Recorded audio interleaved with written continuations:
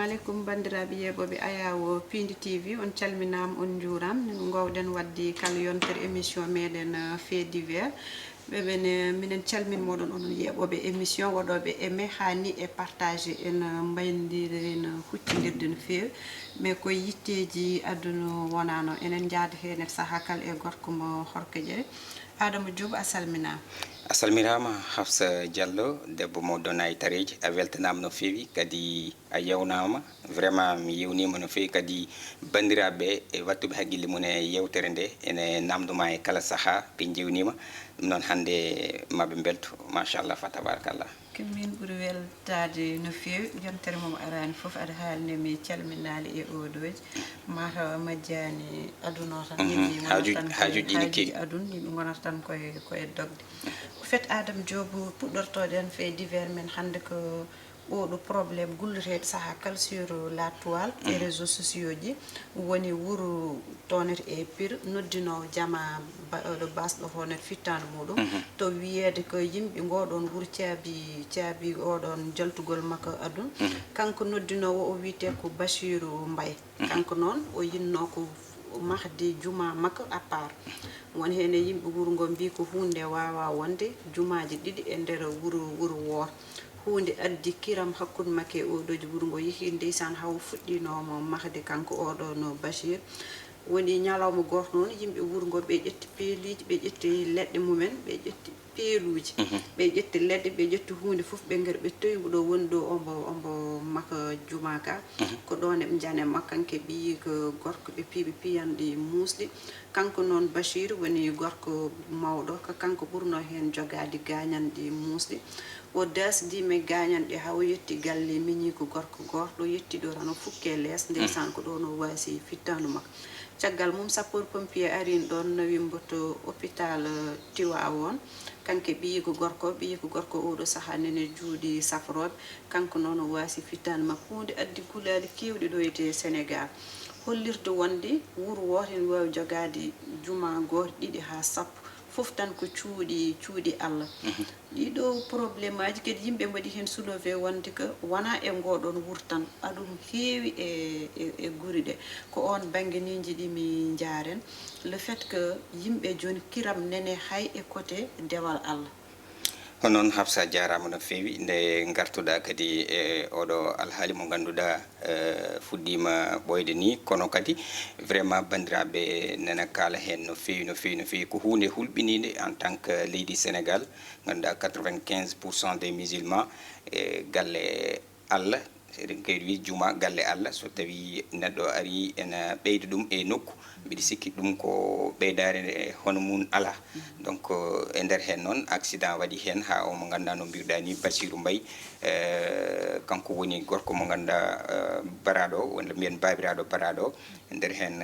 kanko noon ɓe teskima makko walla ɓe cettime makko gueɗe ɗe ganduɗa ko moƴƴe par ce que ko alhaali diine tan hay juma mo ganduɗa e ngon wuuro ndeyen wiyete ndeyen ko 3 kilométre mo Pire hakkude mum e Pire e nder hen noon ɓe teskima juma mawɗo o ni e kanko o jeeya e baɗɗo hen jungngo mum no fewi par ce que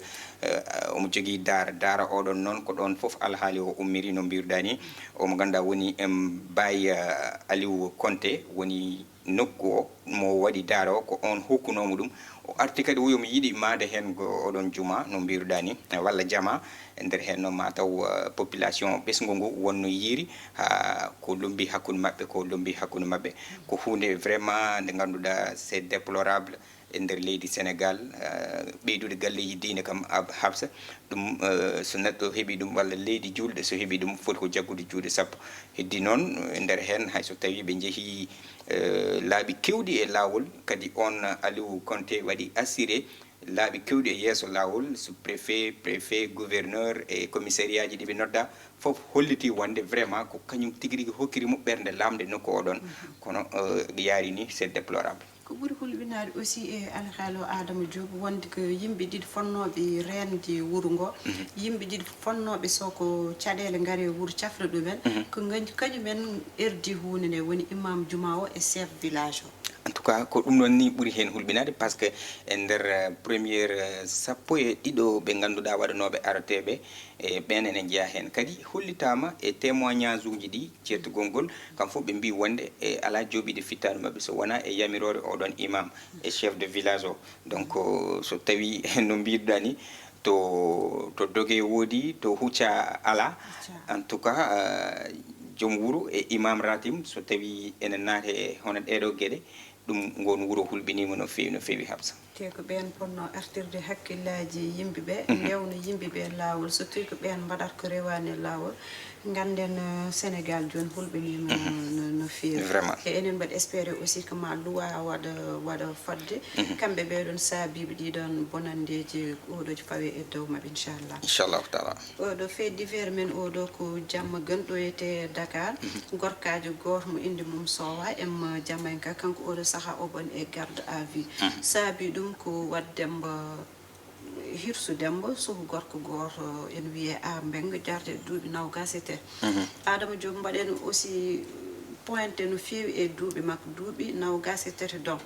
te ko saabi ɗum kanko oɗon baraɗo ko jeeyannoɗo huuɗo ɗayano ko joni boucher o woni Emma Jamaïca tottimo mbo ujunaji ɗiɗi on fotno ɗum addande marchandise caggal mum o ñaami 10 000 francs ɗi o addinani oɗon ko foti ɗum addante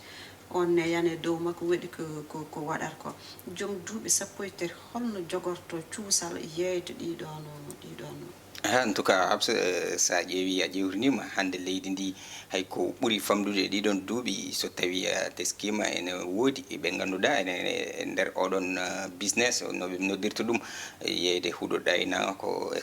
way noon en tout cas ɗum fof ko wasde jogade métier tan ene jeeya heen hayso tawi won version ŋaji goɗɗi kalɗi kono enen tunnorɗen tan e version mo kucciɗen ɗo hen o d' après jayde libération no artiriri gueɗe ɗe ni ko butel onoɗon heeli jaaro e duuɓi nogas e jeegom o woni noɓe mbiri ɗum ko boucher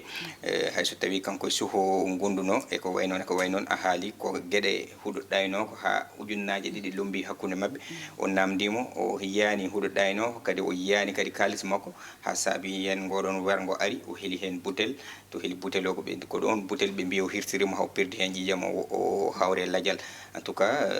eɗen kalanno ɗum ko ɓoyani ko suhaɓe kadi e cimtol ngol ANSD yaltini ko ɓoyani o eɗen mbawi wiide hanki walla e ndeɗo yontere wonde ɓe tawi ɓe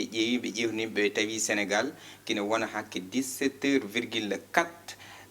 ɗum foof ko activité ji la jeunesse ene waɗa passé e activité ji ɗi gandanɗa hoorema ɗin activité ji ala rentabilité c'est non productif no ɓe mbiri ɗum donc ko ɗum ɗo foof ko gueɗe baɗe noon ɓe jofoto ɗon donc ko ɓuuri hen hewde hayso tawi e nder tonggode nde ɓe namdi nde ɓuuri hen hewde ko rewɓe en tout cas c'est déplorable surtout e ɗiɗon quartier ji Habsa no mbirɗani Sicap Diamaguène Sicap Mbao e nder périphérique e leegal kadi bitegal Darou Rahman en tout cas laamu ngu ne foti yontade trop sécurité oɗon banggue ɗum ɗon net fof ken aussi ruttade huuɗo ɗayno ko en waɗ ɗum utilisé walla ena yeeya ɗum e won hollirɓe wonde ko wasde jogade golle caboto ɗum mais aussi Adama Diop en yiiye won hen jogui ko golle mumen moƴƴe goni koye bureau ji mumen walla jogui ko golle koye mumen golle moƴƴe mais en mbaɗ ɗum utilisé ha yaaha ha bonnan ɗumen boom ko woni ko donc est ce que a sikkani des panel no foti waɗede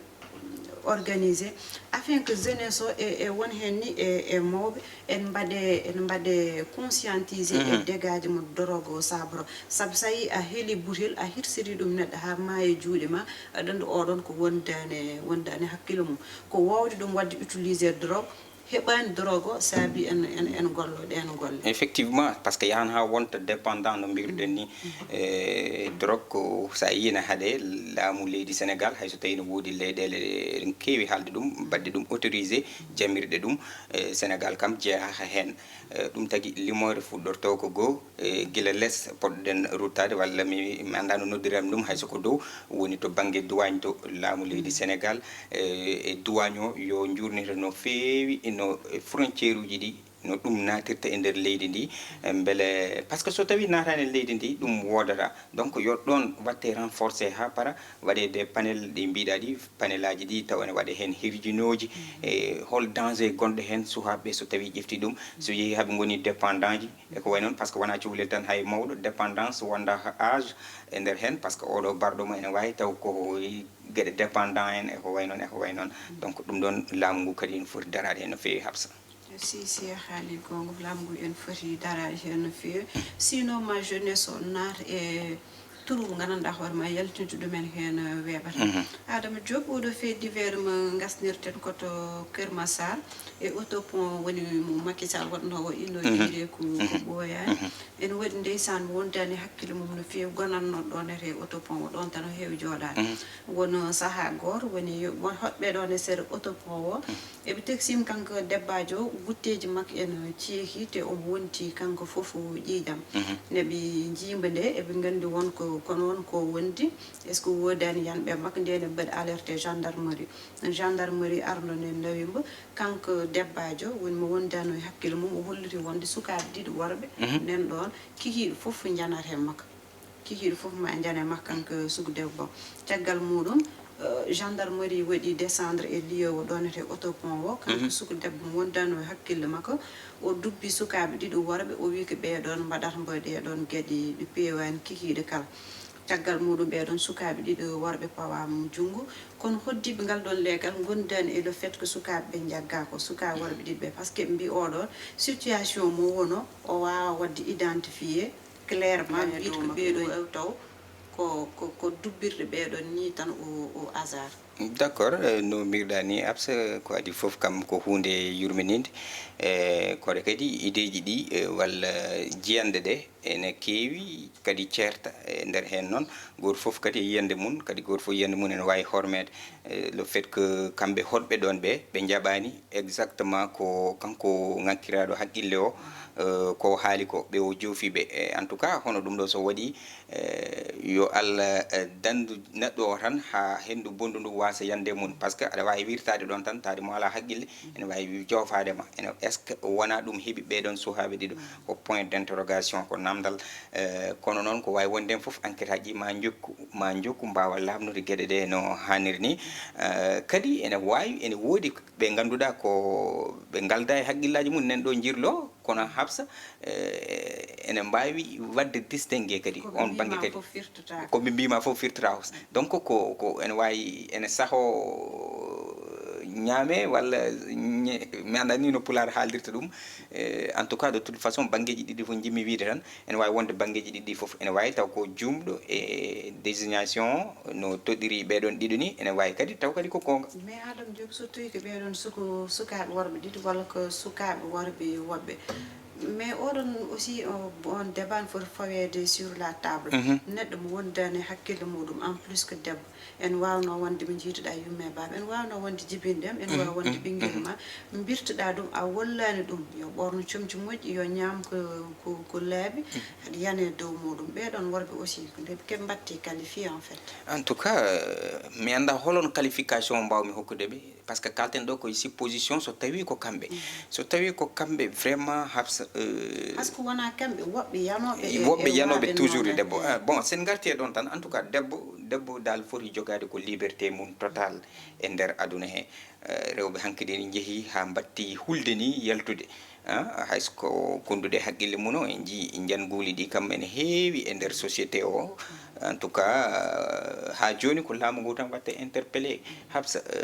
ha joni gueɗe ɗe mbaɗani satisfaire yimɓe jettaki à la hauteur to mbawata weltade exactement to banggue ndenka e nder leydi men Habsa en tout cas worɓe poti artirde hakkillaji mumen eɓen jane yiiɓe hakkillaji mumen hande minen worɓe mema bien sûr mo wondano e hakkille mum kam hana mbawon ɗum wadde épargné Adama Diop gasi ha laaɓi fait divers meɗen hande no maynortoɗa bandiraɓe merci so wona tan wideɓe ha joni eɗen jiiya koɓe mbaɗata ko commentaire uji ɗi yoɓe jokku ɗum kadi ɓe mbaɗa partagé vidéo ji ɗi ɓe mbaɗa ɗum aimé c'est très important en beltima no fewi en jarnima kadi vraiment caméraman uji men Thiatou Walo ene wonde Ibrahima Thiombane ɗum noon Allah jarama Habsa a jarama Adama Diop weltanade caméraman no fewi yettude moɗon aussi onon yeɓoɓe Pindi radio on jarama ha yontere fade inchallah